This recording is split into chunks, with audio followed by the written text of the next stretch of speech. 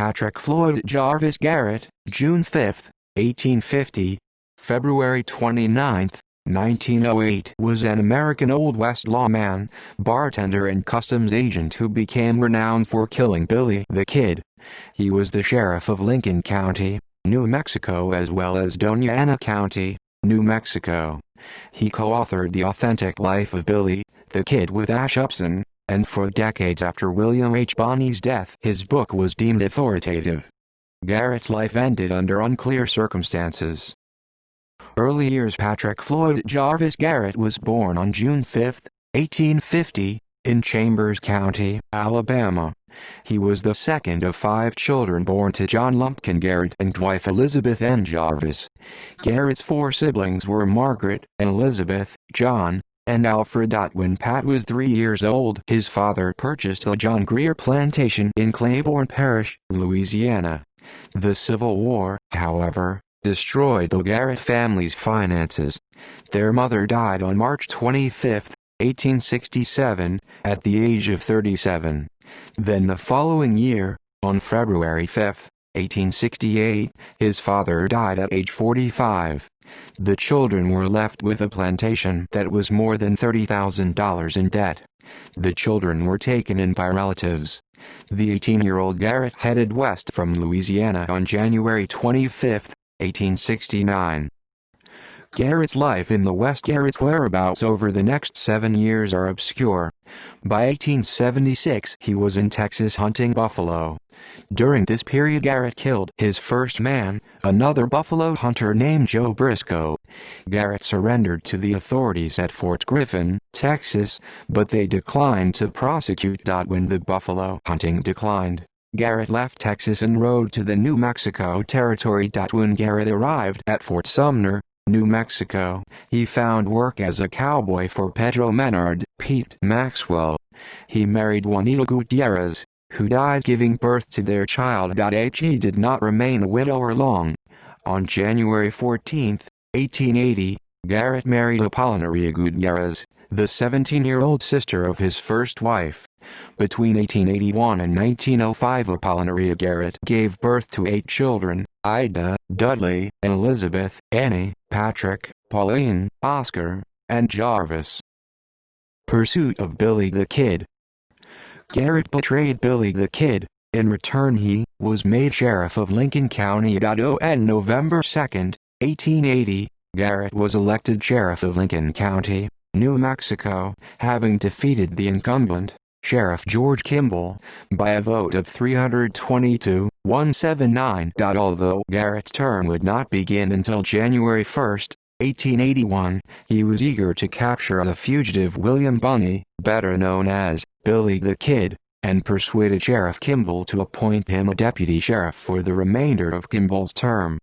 Garrett was further aided when he obtained the Deputy U.S. Marshal's commission, which allowed him to pursue the Kid across county lines. Garrett and his posse stormed the Didrik Ranch at Bosque Grande on November 30, 1880. They expected to find the Kid there, but only succeeded in capturing John Joshua Webb, who had been charged with murder, along with an accused horse thief named George Davis. Garrett turned Webb and Davis over to the sheriff of San Miguel County a few days later, and moved on to the settlement of Puerto de Luna. Their local tough named Mariano Liva picked a fight with Garrett and was shot in the shoulder.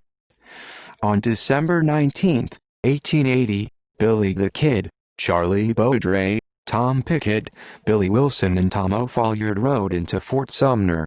Lying in wait were Deputy Garrett and his posse. Mistaking O'Folliard for the Kid, Garrett's men opened fire and killed O'Folliard. The Kid, Bonney and the others escaped unharmed. 3 days later, Garrett's posse cornered the Kid and his companions at a spot called Stinking Springs. They killed 1 man and captured the others, including the Kid. On April 15, 1881, Billy the Kid was sentenced to hang by Judge Warren Bristol, but he escaped 13 days later. On July 14, 1881, Garrett visited Fort Sumner to question a friend of the Kid's about his whereabouts and learned he was staying with a mutual friend, Pedro Menard, Pete Maxwell. Around midnight, Garrett went to Maxwell's house. The kid was asleep in another part of the house, but woke up in the middle of the night and entered Maxwell's bedroom, where Garrett was standing in the shadows. The kid did not recognize the man standing in the dark. He asked him, repeatedly, inverted question mark KNS, "Who is it?" And Garrett replied by shooting at him twice. The first shot hit the kid in the chest just above the heart, while the second missed. Garrett's account leaves it unclear whether Billy was killed instantly or took some time to die. As a biographer following Billy the Kid's death, writers quickly went to work producing books and articles that made a folk hero out of Billy the Kid, while making Garrett seem like an assassin. Garrett attempted to counter these writers by publishing a book of his own in 1882. The Authentic Life of Billy the Kid was largely ghostwritten by Garrett's friend Marshall Ashmun Ash Upson, 1828–1894. Although filled with many errors of fact, The Authentic Life served afterwards as the main source for most books written about the kid until the 1960s. A failure when originally released, an original copy of the Pat Garrett Ash Upson book became a rare commodity. In 1969, the original 1882 edition of the Garrett Upson book was described by Ramon F. Adams as being exceedingly rare. 20th century editions of Garrett's Authentic Life of Billy the Kid, with alterations to the original title, appeared in 1927, 1946 and 1964. Texas Ranger Garrett did not seek re-election as sheriff of Lincoln County in 1882. He moved to Texas, where he ran for office as a state senator and was declined that seat. Garrett became a captain with the Texas Rangers for less than a month, then returned to Roswell, New Mexico. Later years Garrett discovered a large reservoir of artesian water in the Roswell region and went into partnership with two men to organize the Pecos Valley Irrigation and Investment Company. On July 18, 1885, Garrett kept his irrigation schemes alive for several years, and on January 15, 1887, he purchased a one-third interest in the Texas Irrigation Ditch Company, but the partners got rid of him. On August 15, 1887, he formed a partnership with William L. Holloman in the Holloman and Garrett Ditch Company. All of Garrett's forays into the irrigation field, however, resulted in failure. By 1892, Garrett had moved his large family to Uvalde, Texas, where he became close friends with John Nance Garner, 1868–1967, a future Vice President of the United States. Disappearance of Albert Jennings Fountain. Garrett might have lived out the remainder of his life in Uvalde, had it not been for a headline-making event back in New Mexico. On January 31, 1896, Colonel Albert Jennings Fountain and his 8-year-old son Henry disappeared at the edge of the White Sands area of southern New Mexico. Neither of the Fountains was ever seen again. The mystery was never officially solved, even with the efforts of Apache Scouts, the Pinkertons, and an all-out push by the Republican Party. In April 1896, Garrett was appointed sheriff of Doña County, and 2 years later had gathered sufficient evidence to make arrests, asking a judge in Las Cruces for warrants to arrest Oliver M. Lee, William McNew, Bill Carr and James Gilliland. Within hours, he had arrested McNew and Carr. During the early morning hours of July 12, 1898, Garrett and his posse confronted Oliver M. Lee and James Gilliland at a spot called Wildy Well near Oro Grande, New Mexico. Garrett had hoped to capture the fugitives while they were sleeping, but Lee and Gilliland expected trouble and took their bedrolls up to the roof of the bunkhouse to avoid being taken by surprise. One of Garrett's deputies named Carney heard footsteps on the roof, scaled a ladder, and was mortally wounded by the fugitives. A stray shot nicked Garrett. Due to his concern for his dying deputy, Garrett arranged a truce with the fugitives and withdrew while Carney was lifted into a wagon. Carney, however, died on the road to Las Cruces, and Lee and Gilliland remained at large for another 8 months, before they finally surrendered to Sheriff George Curry. They were found not guilty in the Fountain killings, and the indictments for killing the deputy were also dismissed. Final kill. Garrett killed his last offender in 1899, a fugitive named Norman Newman, who was wanted for murder in Greer County, Oklahoma. Newman was hiding out at the San Augustine Ranch in New Mexico. Sheriff George Blaylock of Greer County went to New Mexico and asked Garrett for his assistance. The lawman and Jose S. Palin, one of Garrett's deputies, rode to the ranch, and on October 7, 1899, Newman was killed in a gunfight. Presidential appointment in El Paso. On December 16, 1901, President Theodore Roosevelt nominated Garrett to the post of Collector of Customs in El Paso. He also became one of President Roosevelt's 3 White House gunfighters, Bat Masterson and Ben Daniels being the others. Despite public outcry over his appointment, Garrett was confirmed by the U.S. Senate on January 2, 1902.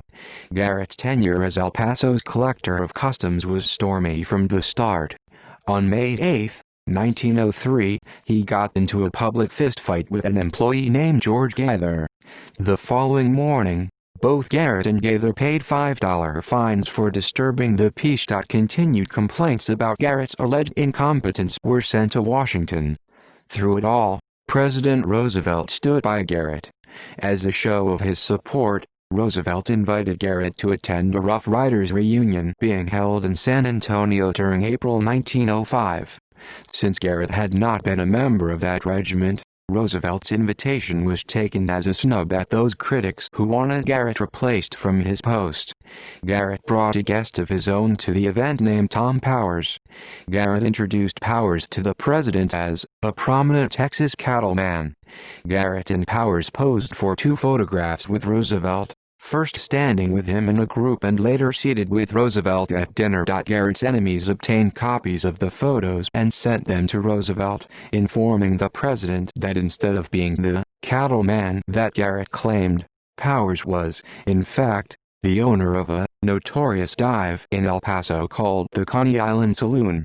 That was the final straw for Roosevelt, who replaced Garrett with a new Collector of Customs on January 2, 1906.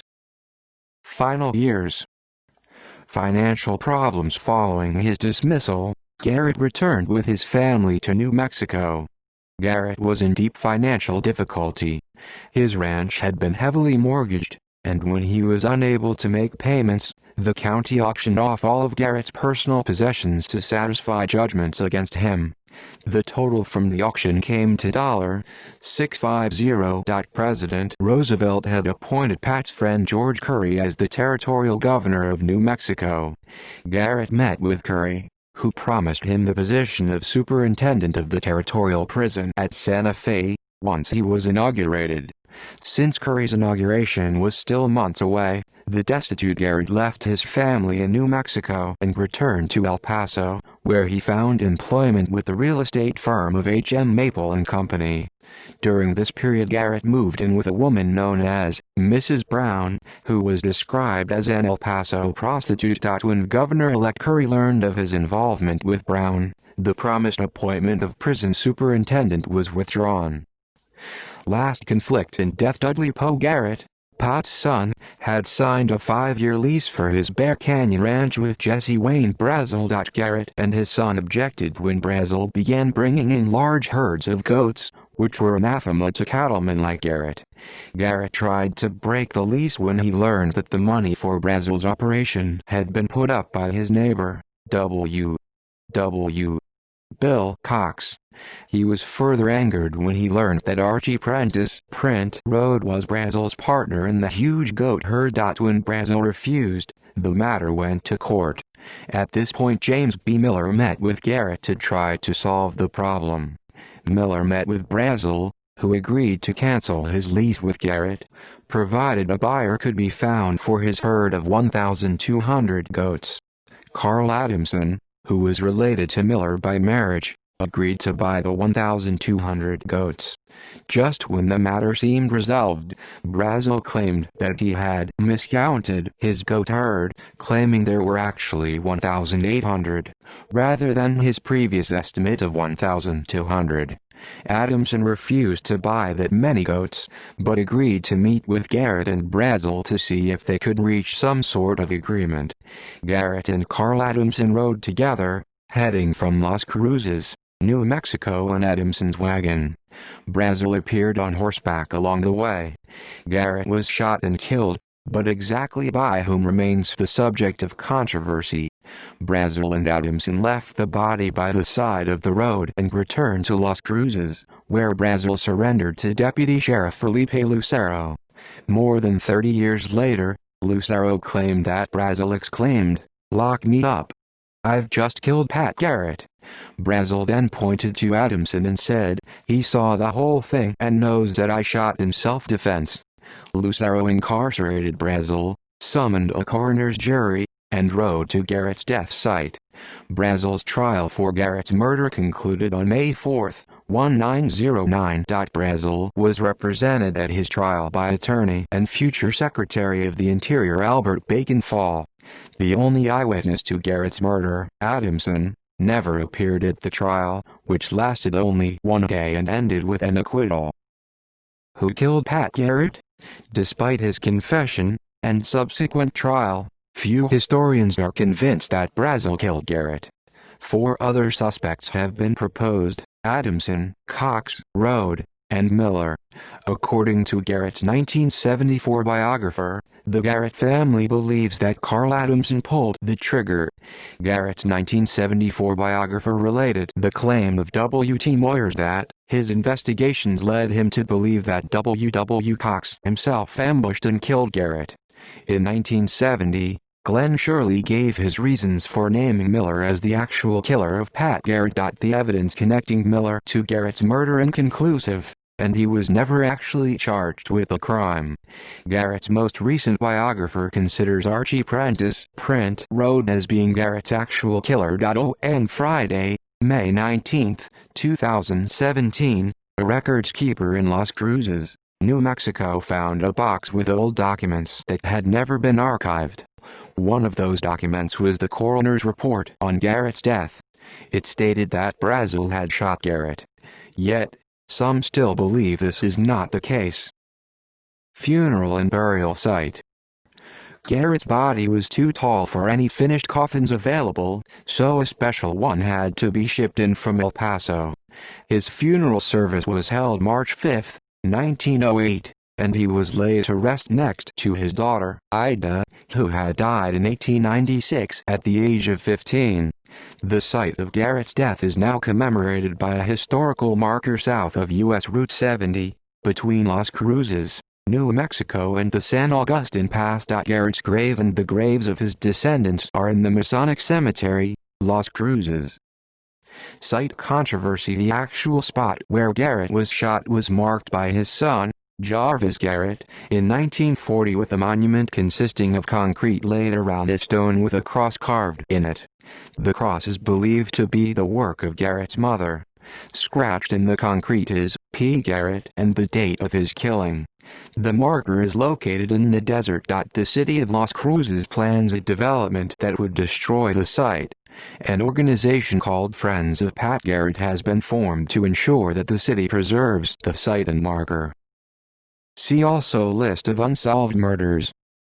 Portrayals in film. Garrett has been a character in many films and television shows, and has been portrayed by Wallace Beery in Billy the Kid, 1930. Wade Bodler in Billy the Kid Returns, 1938. Thomas Mitchell in The Outlaw, 1943. Charles Bickford in Four Faces West, 1948. Monty Hale in Outcasts of the Trail, 1949. Robert Lowry in I Shot Billy the Kid, 1950. Frank Wilcox in The Kid from Texas, 1950. Scott Douglas in the NBC TV series Omnibus, 1952. One episode. James Griffith in The Law vs. Billy the Kid, 1954. Richard Travis in the syndicated half-hour TV series Stories of the Century, 1954. Keith Richards in the syndicated half-hour TV series Buffalo Bill, Jr., 1955. 1 episode. Bob Duncan in The Parson and the Outlaw, 1957. John Denner in The Left-Handed Gun, 1958. George Montgomery in Bad Man's Country, 1958. Rhodes Reason in the ABC TV series, Bronco, 1958.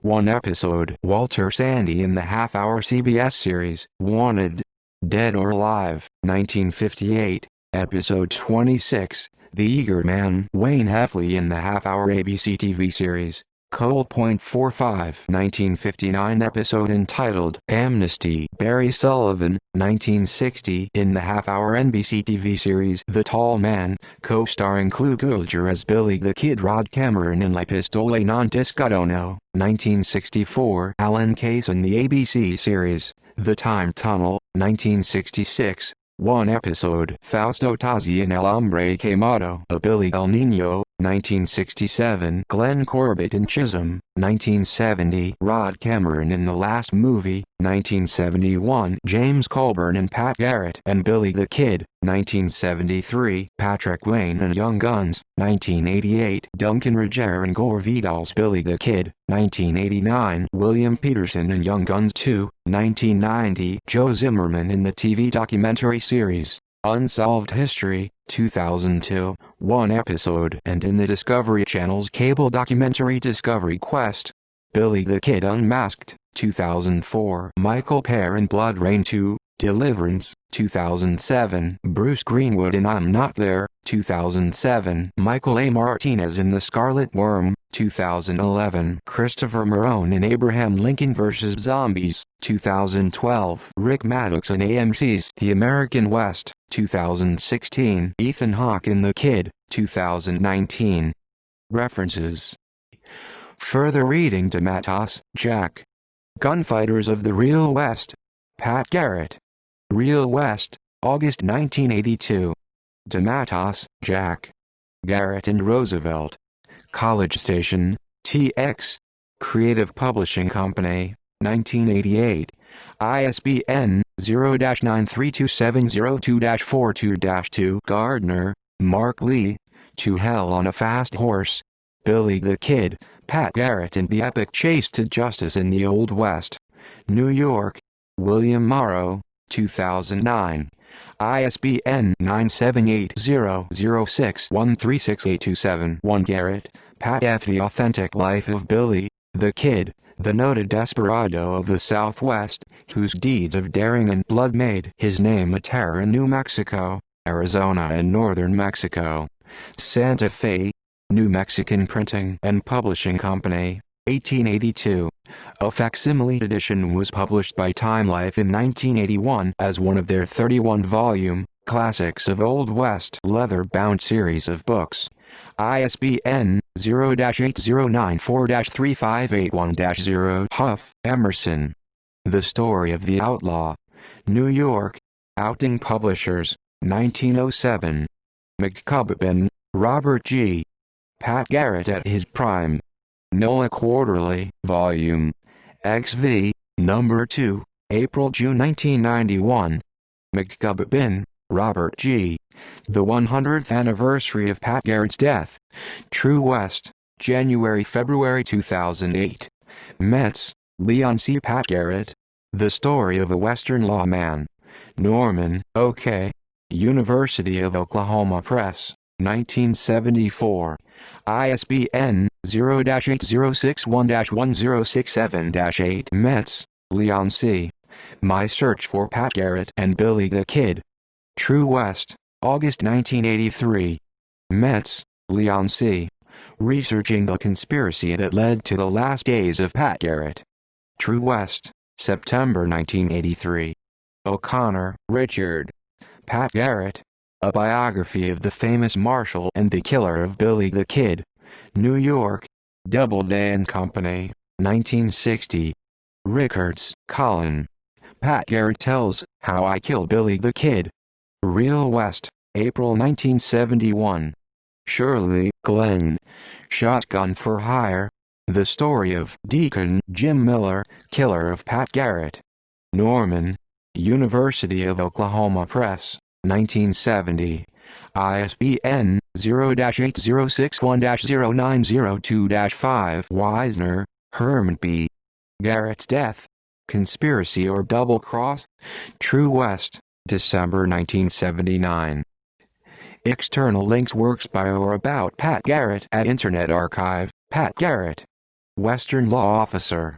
Find a Grave, October 17, 1998.